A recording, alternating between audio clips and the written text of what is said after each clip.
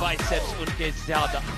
ताकत पूरी आजमानी है उन फोर आर्म्स और बाइसेप्स की। अब पहला राउंड, कुल मिलाकर 5 राउंड्स हर मेन कार्ड मैच में।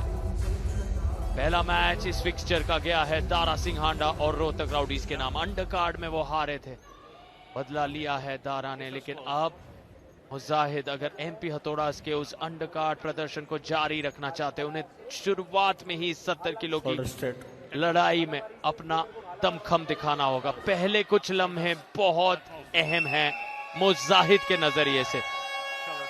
दीपांकर तकनीकी तौर पर बहुत सक्षम, समय लेना चाहेंगे और एक बार उन्हें वो समय मिल गया, दीपांकर अपने आप को और मजबूत स्थिति में पाएंगे। अभी कोशिश करेंगे अपनी खुद की कलाई पीछे मोड़कर इस तरीके से स्लिप पाने की, और वही किया। दीपांकर जानते हैं कि उनका गेम स्ट्रैप में चलता है, उनका हुक स्ट्रैप में चलता है। एक टॉप रोलर पर बिना स्ट्रैप के हुक लगाना बहुत ही मुश्किल हो जाता है, और उसकी कोशिश भी नहीं करना चाहते। देखिए खुद जानबूझकर अपनी कलाई को पीछे की ओर मोड़ा और स्लिप पाइप। जब आप कलाई को इस तरीके से पीछे मोड़कर पुश करते हैं तो आपके विरोधी के पास सिर्फ एक ऑप्शन बच जाता है, या मैं कहूंगा 2 ऑप्शन बच जाते हैं। या तो ग्रिप बनाए रखें और पिन हो जाएं, हार जाएं, या फिर उस ग्रिप को जाने दे और स्ट्रैप में मुकाबला जाए। मुजाहिद ने डिसाइड किया कि स्ट्रैप में खेलना बेहतर होगा बजाय पिन होने के, उस राउंड को हारने के। ऐसा नहीं है कि इस तकनीक को रोका नहीं जा सकता, इसका कोई काउंटर नहीं है, लेकिन वो बहुत मुश्किल। उसके लिए आपको अपना खुद का या तो हुक सेट करना होगा या उंगलियों की पकड़ को बहुत मजबूत करना होगा। मुजाहिद के 16.5 इंच के बाइसेप्स हैं। ये सिर्फ आपको प्रो पंजा लीग में देखने को मिलेगा कि 70 किलोग्राम के खिलाड़ी के बाइसेप 16 इंच से भी ज्यादा हैं। पिछले मैच में कुछ दिनों पहले रेमंड ने मुजाहिद पर 2 टॉप रोल लगाए थे और 2-1 से इन्हें हरा दिया था। दीपांकर भी अपना अंडरकार्ड मुकाबला हार गए थे 2-0 से। सानू जॉय ने उन्हें हुक में हराया था। दीपांकर को टॉप रोल कर पाना बहुत मुश्किल। मुजाहिद ने सेटअप तो टॉप रोल का ही लिया हुआ है। एक बहुत बड़ी गलती हो सकती है दीपांकर को टॉप रोल करने की कोशिश करना। यहाँ मैच हुक में घुमाएंगे दीपांकर, और वहां मुजाहिद को उन्हें शायद हराना होगा। यहाँ टॉप रोल करने की कोशिश की थी मुजाहिद ने और अचानक से हुक में घुमा लिया दीपांकर ने, लेकिन वो करने के चक्कर में एक फाउल भी पा लिया है। अब देखिए हुक में टक्कर दे रहे हैं, एक और फाउल हो गया यहाँ पर दीपांकर का। पिन के लिए अब उन्हें जाना होगा। हैंड पैक से हाथ उन्होंने हटा लिया है, रेफरी की नजर नहीं जा रही है, लकी है। तीसरा फाउल भी यहाँ पर हो गया है दीपांकर का, और इस पहले राउंड को वो हार गए हैं। ऐसा हमें पहले बहुत कम देखने को मिला है इस खिलाड़ी के साथ। दीपांकर को हुक में हरा पाना काफी मुश्किल बात हुआ करती थी, लेकिन हुक में भी ज्यादा टक्कर दे पा रहे हैं इस सीजन में उन्हें काफी खिलाड़ी। सानू जॉय ने पहले हराया और अब मुजाहिद शेख ने भी उन्हीं की पावर हुक में पहला राउंड हराया। मुजाहिद ने कोशिश नहीं की थी सेटअप, हालांकि शुरुआत में टॉप रोल का उन्होंने लिया था, लेकिन हुक में ही गए। वो टॉप रोल की कोशिश उन्होंने यहाँ पर नहीं की थी, लेकिन काफी सारे फाउल्स हुए यहाँ पर। बैक प्रेशर दीपांकर का कुछ कम नजर आ रहा है। उनका हाथ सामने की ओर खुल जा रहा है। मुजाहिद का देखिए कितना टाइट एंगल बना हुआ था यहाँ पर, इसीलिए दीपांकर जब साइड में हिट मार रहे थे इस तरीके से, तो मुजाहिद के हाथ को नहीं हिला पाए वहां से, और एल्बो फाउल कर बैठे उस चक्कर में। पहला राउंड इस प्रकार 3 फाउल के जरिए गवा दिया है दीपांकर ने एक बार फिर से। बहुत मुश्किलों का सामना यहाँ करना पड़ेगा उन्हें। शायद थोड़ा डिफेंसिव हुक खेलने की कोशिश कर सकते हैं, क्योंकि ऑफेंस उनका, अटैक उनका चल नहीं पा रहा है। 1-0 की बढ़त मुजाहिद के पास, और यहाँ बहुत शोर उन्हीं के लिए। दीपांकर की लड़ाई ना सिर्फ मुजाहिद के साथ, बल्कि यहाँ मौजूद सभी जो उनके साथ नहीं है फिलहाल, वो देखना चाहते हैं सिर्फ और सिर्फ मुजाहिद को जीतने।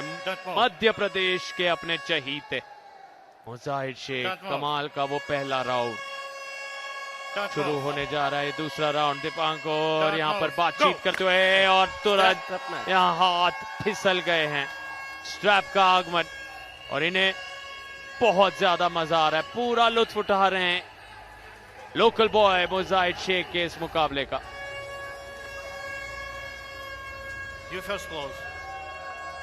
ये राउंड जीतना बहुत जरूरी दीपांकर के लिए। 2-0 की बढ़त देना स्ट्रैप कहां जा रहा है? एक बहुत बड़ी गलती होगी अपने ओपोनेंट को, क्योंकि वहां से वापसी कर पाना काफी मुश्किल होता है। एक मनोबल टूट सा जाता है जब आप जानते हैं कि हार से सिर्फ एक राउंड की दूरी पर है। यहाँ पर फिर से एक बार वही स्लिप पाई, अपनी कलाई को खुद से पीछे की ओर मोड़ा और स्ट्रैप में इस मैच को ले गए हैं। दीपांकर अपना हुक सेट करने में तो मास्टर है, उनके हुक को रोक पाना लगभग असंभव, लेकिन उस हुक के अंदर वो ताकत नजर नहीं आ रही जो पहले नेशनल्स के गेम में हमें देखने को मिलती थी। उनका बैक प्रेशर उतना स्ट्रांग नजर नहीं आ रहा, उनका हाथ खुल जा रहा है, उनको वो आर्म रेसलिंग अपने ओपोनेंट की टेबल के साइड से करनी पड़ रही है, और जितना आपका हाथ खुल जाता है साइड प्रेशर लगाना उतना मुश्किल। साइड प्रेशर लगाने के लिए आपको चाहिए कि आपका हाथ, आपका हुक, आपका पंजा जितनी आपके शरीर के करीब हो उतना बेहतर है, लेकिन वो दीपांकर अभी तक नहीं कर पाए हैं इस प्रो पंजा लीग सीजन 2 में। अभी तक 3 राउंड्स खेले हैं दीपांकर इस सीजन में, और तीनों में उन्हें हार का सामना करना पड़ा है। इस चौथे राउंड में और इस मैच के दूसरे राउंड में कुछ बदलाव जरूर करना चाहेंगे। रोहतक राउडीज की टीम के चेहरे पर कुछ निराशा नजर आते हुए, उम्मीदें काफी अभी भी बनी हुई हैं दीपांकर से, वापसी की उम्मीदें, कमबैक की उम्मीदें। क्या फ्लैश पिन कर पाएंगे? यहाँ पर हुक सेट करने जा रहे हैं, हुक तो सेट कर लिया है इस बार बहुत अच्छी पोजीशन में। यहां से अगर हारेंगे, वो बोल रहे हैं कि मैंने पिन कर दिया है, रेफरी को बोल रहे हैं मैंने पिन किया था आपने नहीं देखा, अभी भी कंप्लेन कर रहे हैं, लेकिन यहाँ पर मैच पर फोकस करना होगा। ज्यादा अगर दिशा से भटके तो फिर इस राउंड को हार सकते हैं। और वापसी करते हुए मुजाहिद, देखिए कहां से 1 सेंटीमीटर ऊपर से पिन पैड के वापस लेकर आए मुजाहिद, और अब मैच को सेंटर में लाकर अटका दिया। दीपांकर देखिए अब साइड प्रेशर नहीं लगा पा रहे, मुजाहिद ने लगभग पिन कर दिया और पिन कर दिया है। 2-0 से बढ़त बना ली है। क्या जबरदस्त वापसी, हार के मुंह से निकालकर जीत में बदल दिया है इस राउंड को।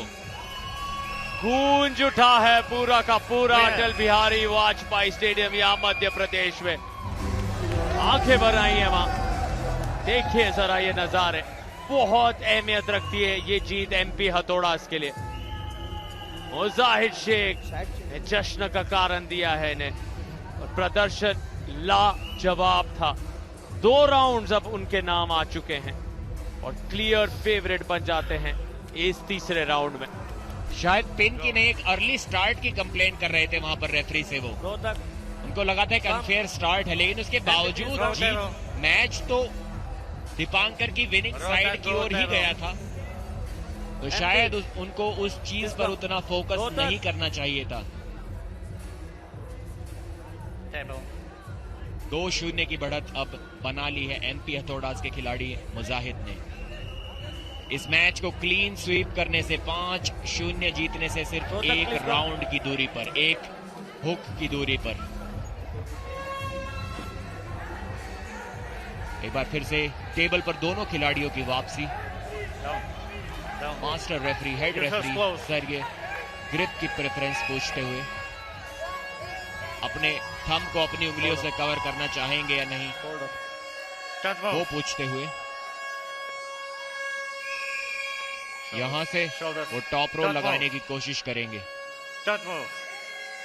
मुजाहिद, या फिर नहीं। वो जानते हैं कि ये मैच तो हुक में जाना ही है, इसलिए उन्होंने हुक की ही प्रैक्टिस शायद इस गेम के लिए की होगी, लेकिन बिना स्ट्रैप के नहीं। स्ट्रैप के बिना तो वो टॉप रोल के लिए ही जाएंगे, लेकिन दीपांकर की फ्लॉप प्रेस को रोक पाना बहुत मुश्किल। स्लिप तो दीपांकर पा लेते हैं। अब शायद दीपांकर को भी चाहिए कि कुछ बिना स्ट्रैप की कोशिश की जाए, क्योंकि स्ट्रैप में उनकी बात बनती नजर नहीं आ रही।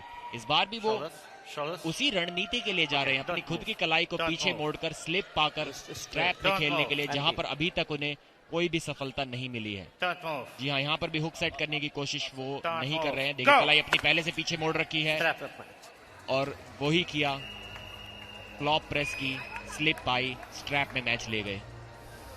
दीपांकर अपने आप को खुशनसीब मानेंगे कि यहाँ स्ट्रैप में उन्हें मौका मिल रहा है, क्योंकि मुजाहिद की नजरें थी 3-0 की क्लीन स्वीप, सीधे रेफरीज ग्रिप में यहाँ पर ही वो खेल समाप्त करना चाह रहे थे। और 3-0 मतलब आप 3 पॉइंट तो जीतते ही हैं, लेकिन 2 बोनस पॉइंट भी आपको मिल जाते हैं, तो 5-0 से आप जीत सकते हैं।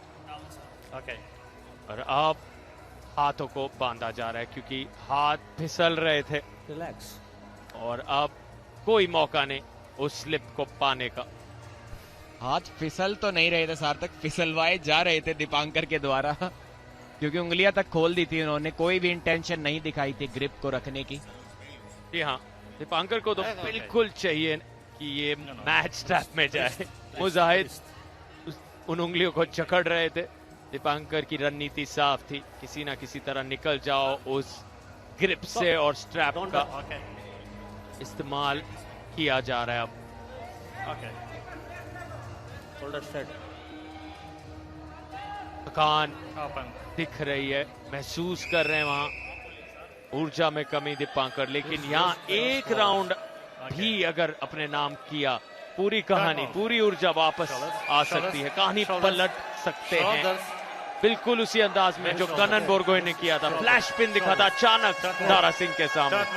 कभी भी आप अपने आप को काउंट आउट नहीं कर सकते, कुछ भी मुमकिन है यहाँ, हर पल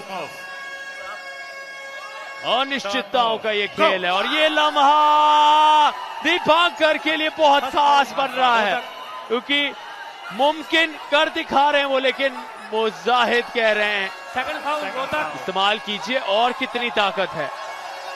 और अब मुजाहिद ने कलाई मोड़ ली है, अपने तरफ खींच रहे हैं दीपांकर को, जिनका बाइसेप, दाया बाइसेप फट रहा है बाहर, और मुजाहिद ने कर दिखाया है वो कारनामा जिसकी उनसे उम्मीद थी। 3-0 से क्लीन स्वीप। एमपी हथौड़ा फिर लौट आए इस खेल में। दारा सिंह रोहतक राउडीज के लिए कमाल कर रहे थे, लेकिन फिर कहानी अगले ही मुकाबले में बदल गई। देखिए कितने निराश अपनी परफॉर्मेंस से नजर आ रहे हैं दीपांकर।